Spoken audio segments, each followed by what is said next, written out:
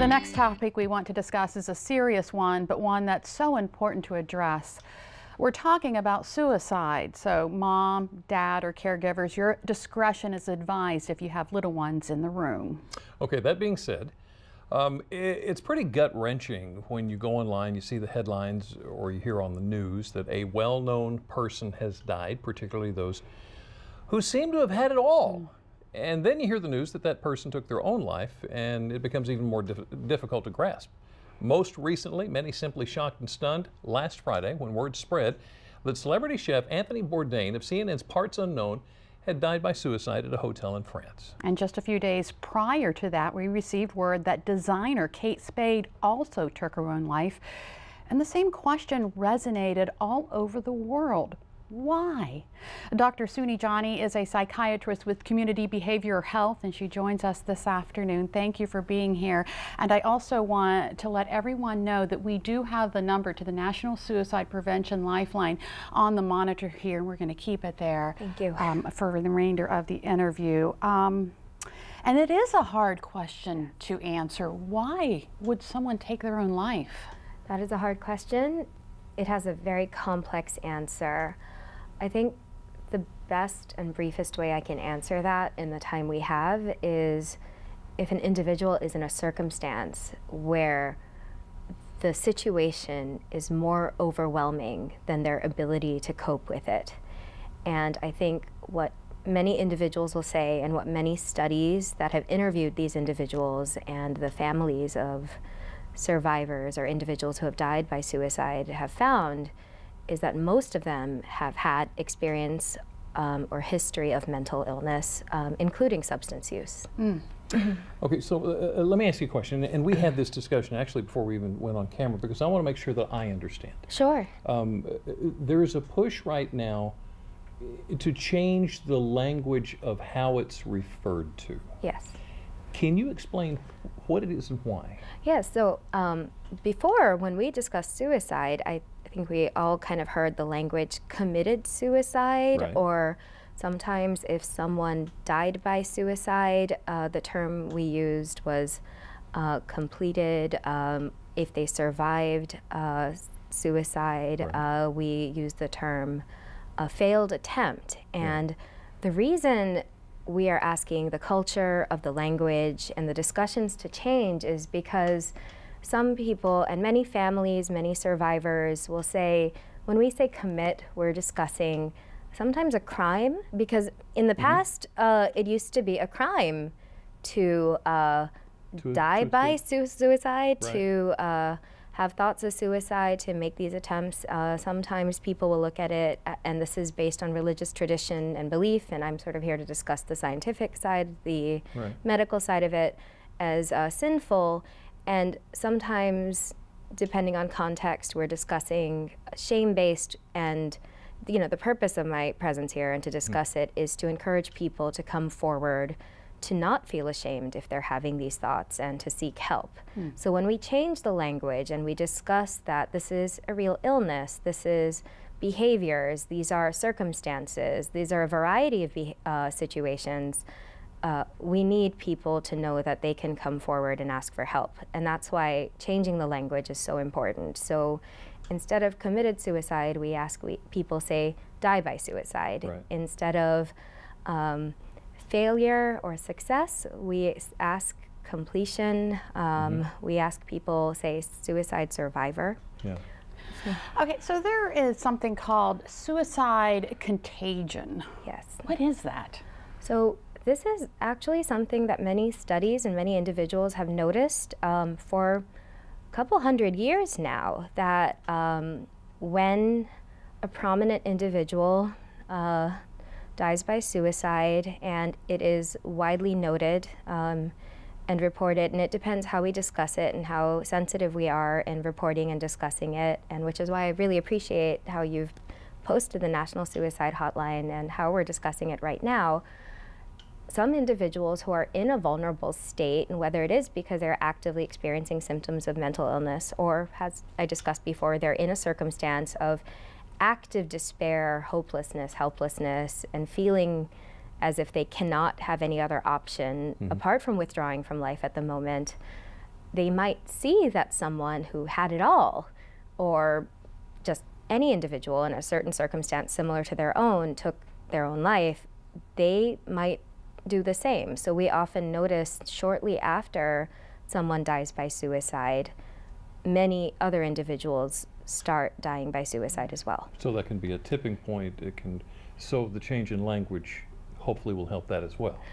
That, as well as sensitive reporting, as well as a larger change in culture where all of us start reaching out to individuals that we notice are changing in behavior. Right. And we start asking them, even if we suspect, even if we're wrong, we take the risk and we're afraid of looking silly. We're afraid of being vulnerable ourselves by going up to someone and going, I think you're withdrawing a little bit right now. I noticed you've changed. I've noticed that you're talking a little bit about death. You're a little bit morbid and you're not the person I'm used to. And sometimes even saying the word suicide, which is massively taboo, massively frightening in our culture, in our community, and most societies around the world, and going, are you thinking about hurting yourself? Are you thinking about suicide? I'm just gonna say it. Sometimes that's all we have, because even though there are risk factors, even though there are certain behaviors that have been studied that are more associated with suicide than others, the only thing we have when we, as psychiatrists, do risk assessments is really asking. Right. That's the best thing we have. You mentioned risk factors. Yeah. Like what risk factors? Some are more associated with completion of suicide than others. So many studies have found having mental illness. And so it's not just depression. More often than not, it's any mental illness, most often trauma, psychosis. You can have, so it's just schizophrenia. You can have bipolar disorder, anxiety. Most often people actively having substance use. That is active intoxication. So the more risk factors you have, the more likely it's going to happen. Having access to lethal means. So this includes firearm access when, in addition to having an active mental illness, and active situations of despair and hopelessness. So family turmoil, many times it's the end of a relationship, it's financial hits. So major changes, isolation, withdrawal, these are things we ask about. When someone starts talking about death, many times they also talk about when somebody is starting to give away personal items, closing down businesses. Certain comments we look out for when people say, oh, this time next year I won't be here. We look for these little hints, but nothing is the same as intent, saying, I want to do this. So while we look for these risk factors, there's nothing as reliable as someone who tells you, I have this intention to carry out this plan for suicide. So you just named several things that we can look for that are signs. Yes. The things that they talk about, the things that they do, the things that they say. Yes. Are there any others that maybe we can look for that? So there's the behaviors that are really there, kind of isolation, withdrawal, changes. But sometimes there really aren't. So when we talk about differences between adults and children, many studies have found that children are a little bit more impulsive and are going to make more frequent, more lethal attempts and not give signs.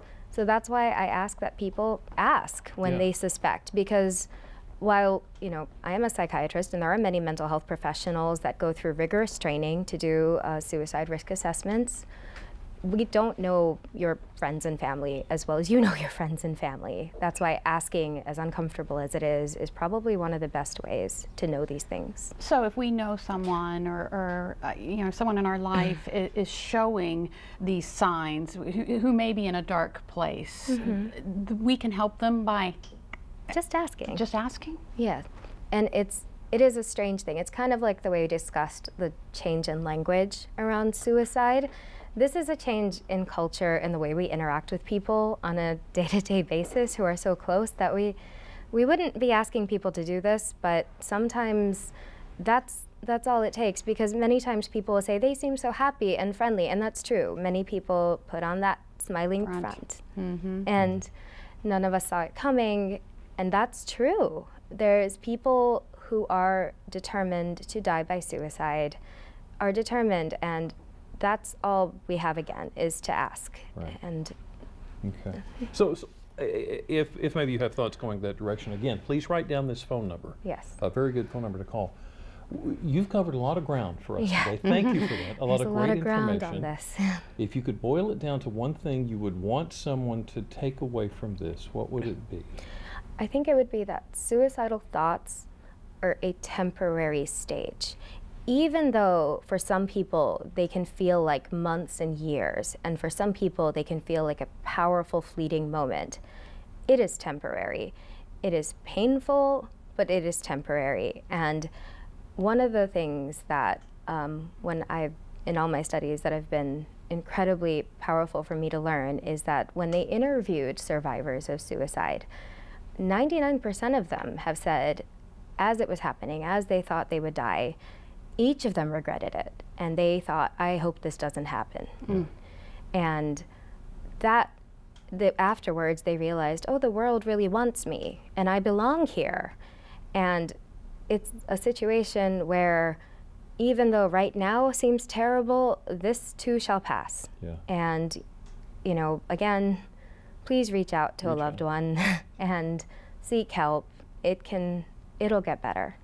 Reach out. Yeah. Dr. Suni Jani with Community you. Behavioral Health, thank you so Thank you. much for that information. And again, we urge you, if you need help, reach out. Please do that as quickly as possible. There are resources all over that can help. Of course, that number that we've been showing you to the National Suicide Prevention Lifeline, we've got it on your screen now.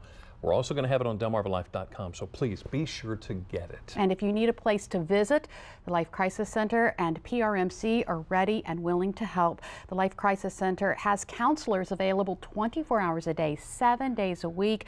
The Life Crisis Center hotline is 410-749-4357. You can call that number free of charge for crisis and emotional support. Remember, help is available. You are not alone.